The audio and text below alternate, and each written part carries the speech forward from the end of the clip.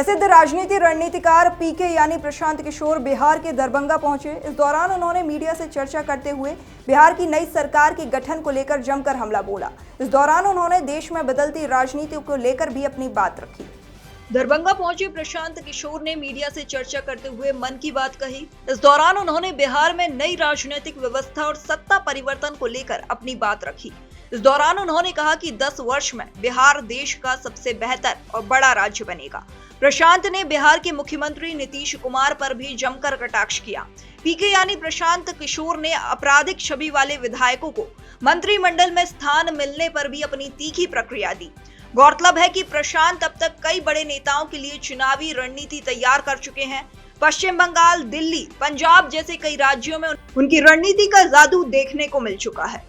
अकेले लड़े वो महत्वपूर्ण नहीं है। महत्वपूर्ण ये है कि जो जीत कर आए वो सही लोग हों और उनके साथ काम सही हो।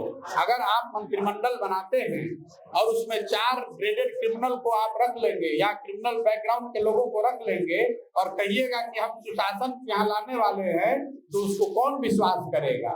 ये तो कोई बात मानेगा नहीं। वर्तमान सरकार के मंत्रिमंडल पर आपकी क्या प्रतिक्रिया है? मेरी कोई प्रतिक्रिया नहीं है, तो जनता को प्रतिक्रिया देना है। मैंने आपको शुरू में कहा कि इसको मैं शुभकामना देता हूं, लेकिन एक बात आपको बता रहा हूं, क्योंकि 2015 का जब महागठबंधन बना था तो उसमें मैं शामिल था।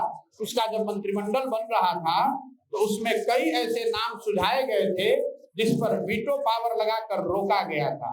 उनमें से कई ऐसे नाम जिसको 2015 में मंत्रिमंडल में शामिल नहीं किया गया था क्योंकि उनकी आपराधिक छवि थी या उनके दागी उन पर दाग था किसी तरह का। ऐसे कई लोगों का नाम मैं इस मंत्रिमंडल में देख रहा हूं। मैं किसी का नाम नहीं लूंगा, लेकिन मैं ये आपको फर्स्ट हैंड अपनी जानकारी से बता रहा हूं। कम से कम इस मंत्रिमंडल में 3 लोग ऐसे हैं जिनका नाम 2015 में भी रखा गया था और उस समय जो चर्चा हुई उसमें तय किया गया था कि नहीं, महागठबंधन के मंत्रिमंडल में इस तरह की छवि वाले लोगों को मंत्री बनाना उचित नहीं होगा और उनको नहीं बनाया गया था। ऐसे लोग आज इस मंत्रिमंडल में मंत्री बने हुए हैं। बिहार में एक नई राजनीतिक व्यवस्था बनाने के लिए है जिसमें बिहार में कंप्लीट सत्ता परिवर्तन हो और सत्ता परिवर्तन सही लोगों के साथ हो, जिसकी वजह से बिहार में अगले 10 साल 25 के बाद जब चुनाव हो और नई सरकार आए तो उस सरकार के रहते हुए 10 साल में बिहार को देश के 10 अग्रणी राज्यों में शामिल किया जा सके। विकास के सभी मानकों पर उस उद्देश्य और उस लक्ष्य को लेकर चले हैं और उसके आगे कोई दूसरा उद्देश्य नहीं। इसीलिए मैंने आपको कहा कि मेरा लक्ष्य, अगर आप ये कह रहे हैं कि मैं मुख्यमंत्री बनना चाहता हूं तो आप मेरी क्षमता को अंडर एस्टिमेट कर रहे हैं। मेरी महत्वाकांक्षा उससे बहुत बड़ी है।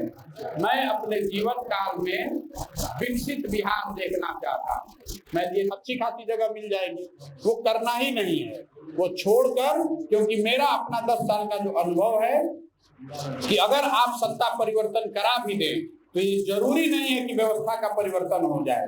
सत्ता परिवर्तन अगर सही लोगों के साथ होगा तो ही व्यवस्था परिवर्तन की संभावना बनेगी।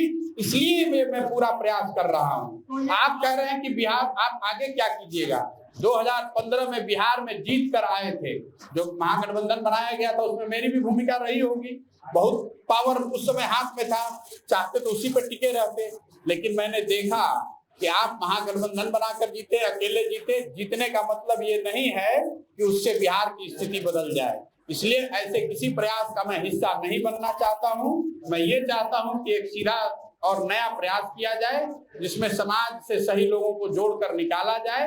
ये लंबा रास्ता है, कठिन भी है, लेकिन मुझे इस बात का इल्म है कि इसको किया जा सकता है और इसको करने के लिए जो कुछ भी करना पड़ेगा उसके लिए संकल्प